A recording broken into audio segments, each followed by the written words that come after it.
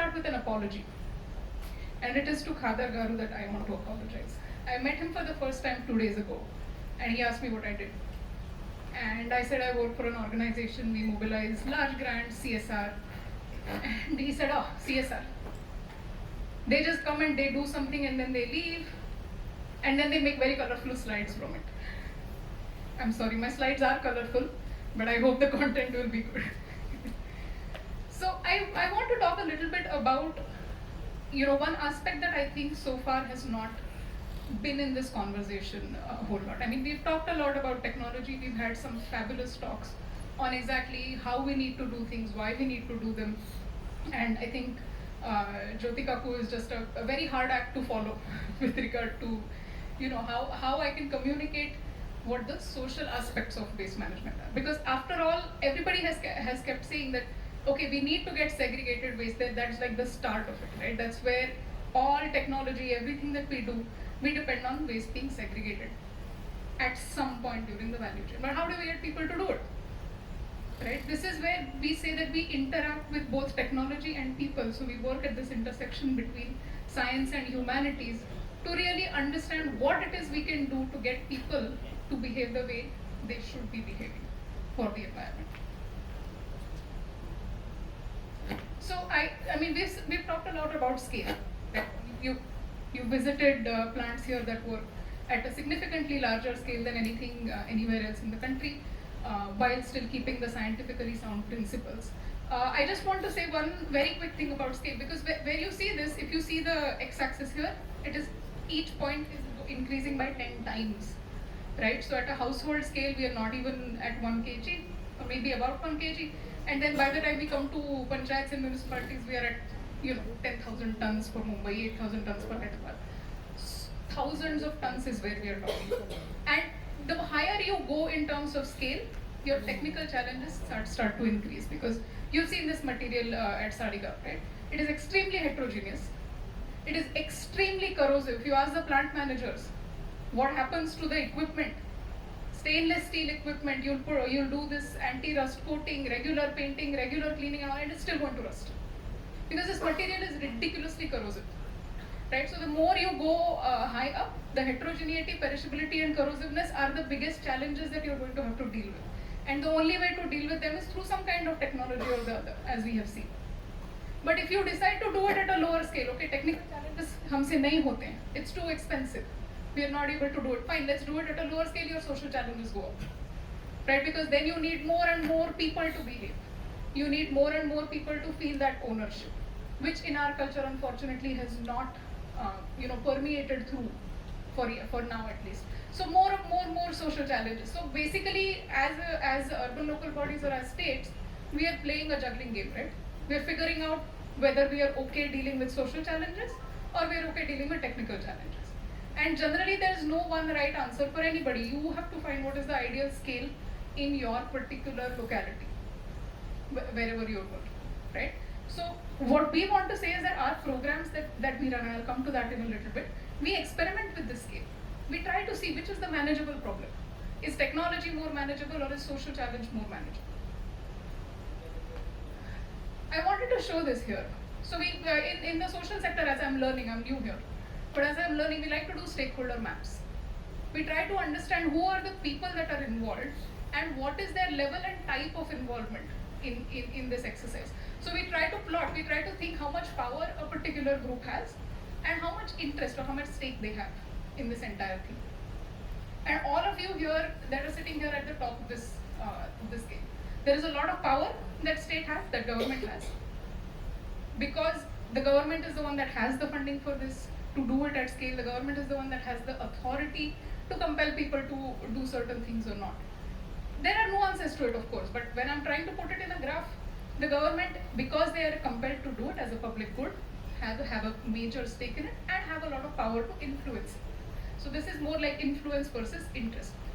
Private enterprise, the larger companies right now that are handling municipal solid waste, and by handling I mean transporting and dumping for the most part, they have a lot of power in this as well, and a lot of their business model is staked on running this.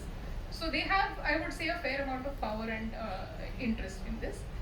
Sanitation workers and local NGOs have a lot of stake. Their entire lives and their entire livelihoods are dependent on it, but they do not have the power, do they now? I think Jyotika will agree with me.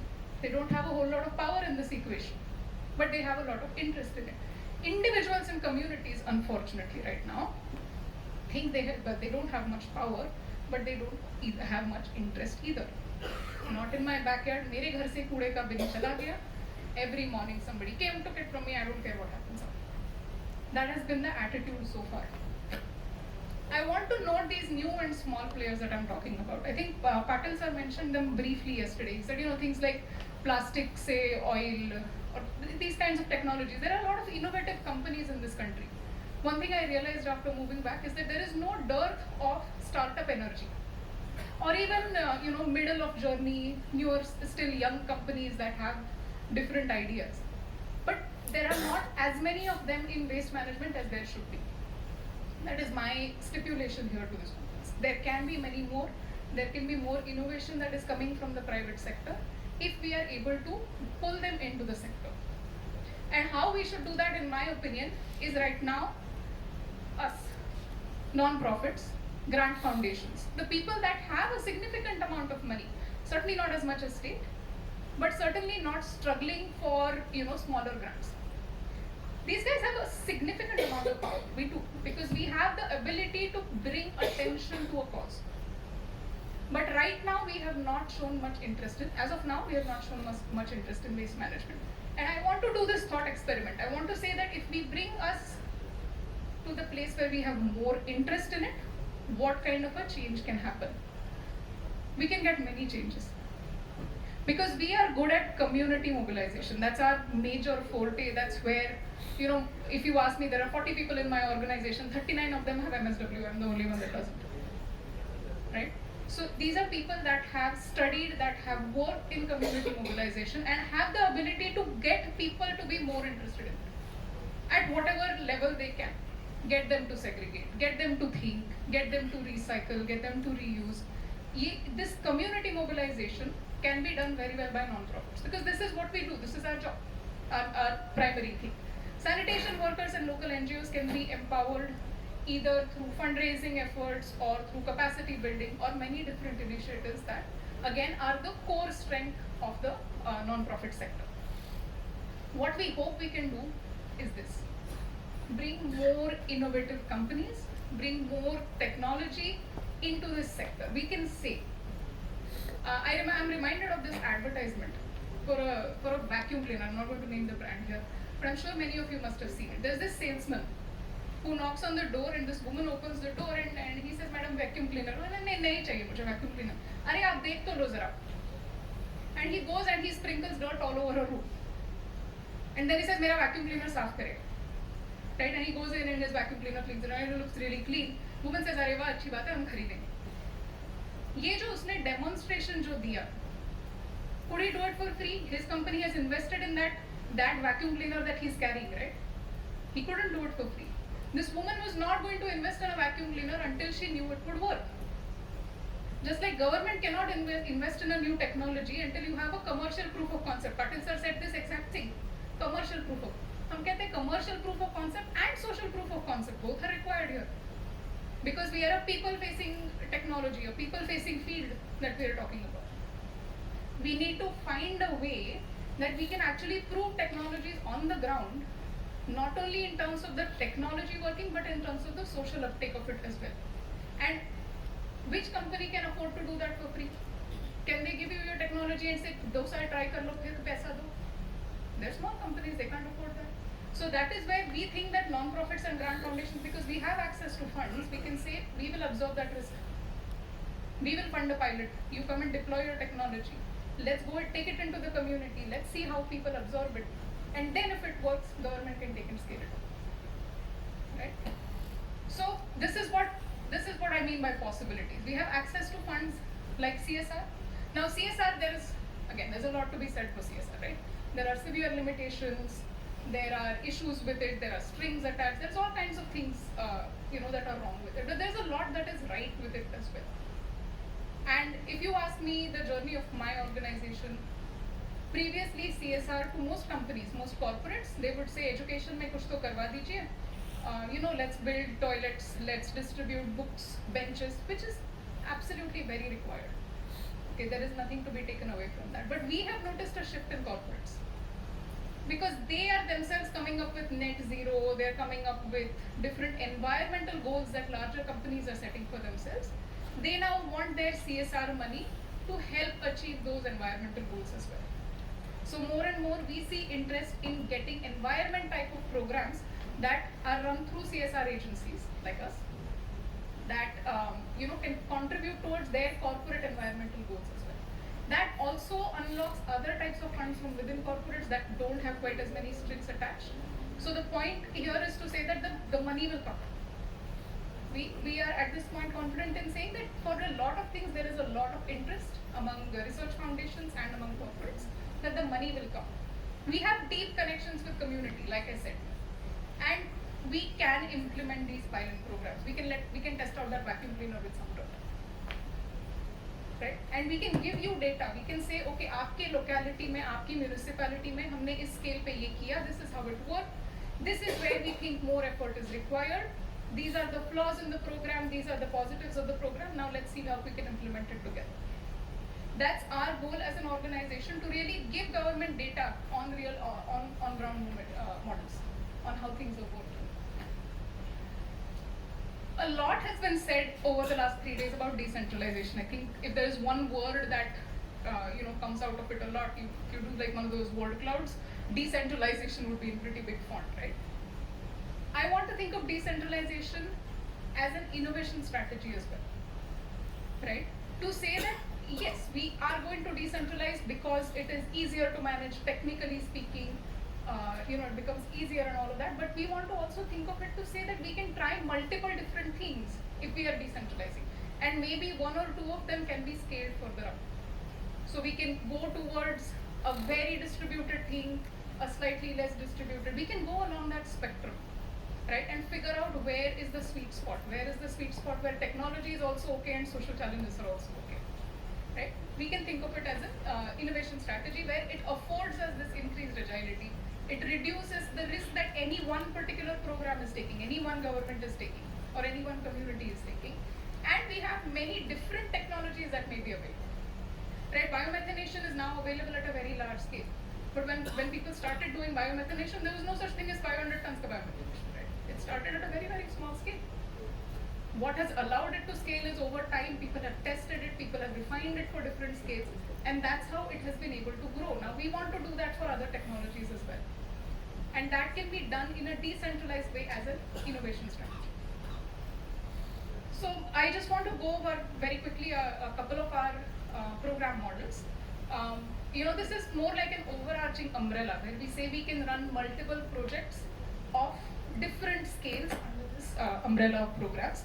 We can go all the way from household level, which is purely focused on community mobilization, simple technologies like the one that my father demonstrated yesterday.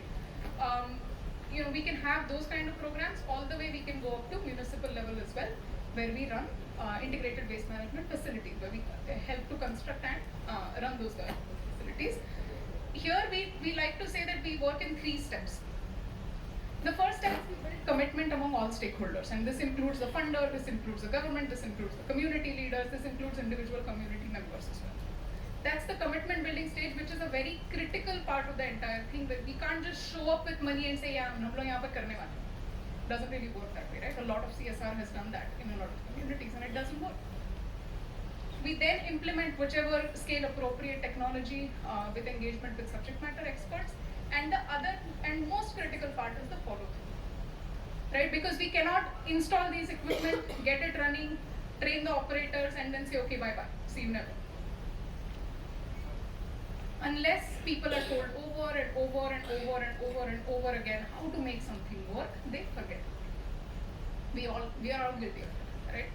So what we try to do is that we stay in the community for multiple years, keep hammering that message in, keep making sure that people's habits are not slipping, and create local community teams to do that, because we are not able to be in every community all the time, right? So we have brand ambassadors of a sort. We have local community teams that are able to keep that community engagement up. Whenever we feel there is a slip, we go back to our partners, we say, hey, we need to do another IC campaign, for instance. Or there is an equipment requirement. We need to scale it, or whatever. And we are able to go back and do that again. So this follow through is really, in my mind, a very critical element of any social program, which a lot of times gets missed. But of course, I think you all will appreciate its importance. So a couple of examples of programs that we are running right now. We just recently finished an integrated waste management park. There was an existing facility, but they needed a capacity extension. And we were able to fund the construction of a shed, the purchase of some equipment, as well as a strong IEC campaign with door-to-door propagation as well as community events. We are currently starting work on a wholesale vegetable market. The nice thing about vegetable markets is that largely it is already segregated. There are some sacks and some bags and stuff like that that comes in, but for the most part it is segregated, and it's easier to get it segregated. This is about 5 to 6 tons per day is what is being generated, so it's a large market. We are going to do a pilot there where we take half of their daily generation of waste and we compost it using the same technology that we saw yesterday. The idea would be again that when farmers are coming to the market to sell their produce, they will be given the compost at a subsidized rate that they can take it back in the same tempos, right? So it's not a question of them having to arrange for transport to their fields, which is why we think that that model can be sustainable as well. We run another type of model, which is a rural livelihood model.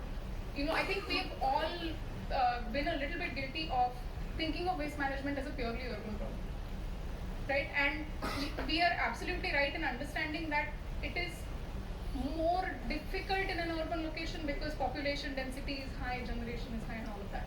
But if you look at consumption patterns, you will notice that all kinds of packaged products, all kinds of consumer products have very deep penetration even in rural areas, right? Your shampoo sachets, your packaged foods, this is all being consumed across India. This is not distinguishing between rural and urban.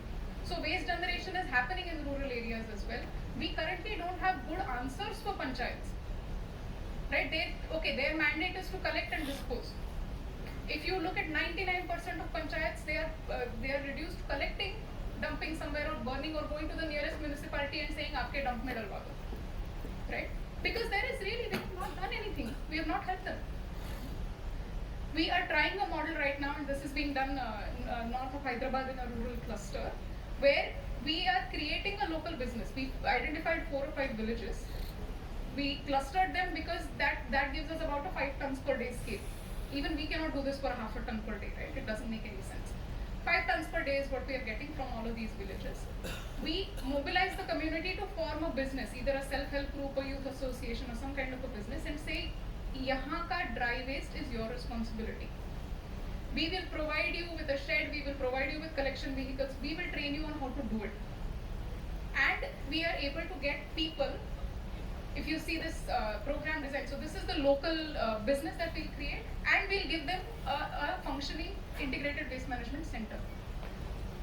Right? And we will do a community engagement drive. We will encourage people initially to segregate. Now, why I'm saying initially is because these people's profitability is based on collecting more and more dry waste in a segregated manner. So what we are not going to keep doing community engagement sessions over and over again. We will say we will train you on how to do it, and if you want to be profitable, you have to do it with the community, right? We have an enterprise partner, which is I think the biggest blessing that I have managed to get, which is going to buy all of the dry waste, including MLP. Right? At that scale, they are able to recycle MLP. So we are able to get this enterprise partner who will purchase all of they have committed that ये group जो भी इकट्ठा करेगा हम खरीदेंगे, we'll pay them for. So we have a possibility of a functioning business model with a sustainability by itself. We have a CSR partner who gives us money in return for reporting the impact of it, which is great. We are happy with people reporting impact, right? We want people to report impact. We want people to get excited about this kind of impact. So their impact reporting is actually a very important part of the entire model itself. And we have the Gram Panchayat, which we said you can still continue to collect the waste. They have their tractors, they have their entire machinery. कहते हैं madam उसका क्या होगा? नहीं वो करिए आप. You collect the wet waste, we will deploy composting infrastructure at the center. We will train the company, the business on how to do it. You bring it to us, we will compost it, you can take the compost away and sell it to whatever you want. It's a rural area, lots of farmland around. The farmers are very keen to buy. Right? So we have a multi-stakeholder program design. I hope to come back to you in maybe 2-3 years from now and tell you how well it is running. And we will have to continue to tweak it as time goes. Of course, there are local issues, there are contexts that we in the beginning may not even envision. But that's the beauty of pilot testing, right? We get to tweak things. We get to be agile and change different things based on what is working and what is not. So just a few photos of what we mean when we say community awareness. We go to schools a lot. We haven't given up on the older generations, but we still think that there is more potential in schools than there is in the wider community. We really get these villages excited. There are street plays, there are community events, there's mascots and all kinds of things that we want to get people excited about it. We want to get people talking about it and thinking about it. That's pretty much our approach to community awareness. This is the peri-urban 10 tons per day program that I was telling you about. We construct this shed, we provide this equipment and we train these people. They've created a very nice landscaped garden, and this was done before we ever came onto the scene. Their integrated waste management center has a lovely, it's just as beautiful as the one you see in Sarigaon, where the workers, they come there to rest. They bring schools on exposure visits. They say, picnic ke liye ja rahe hain, kahan ja rahe hain? Waste management center ja rahe hain. Because we need to get students excited about it. We need to get people excited about it. And this is how we think that can be done. So I think, I hope I kept it within time, and I'll take it.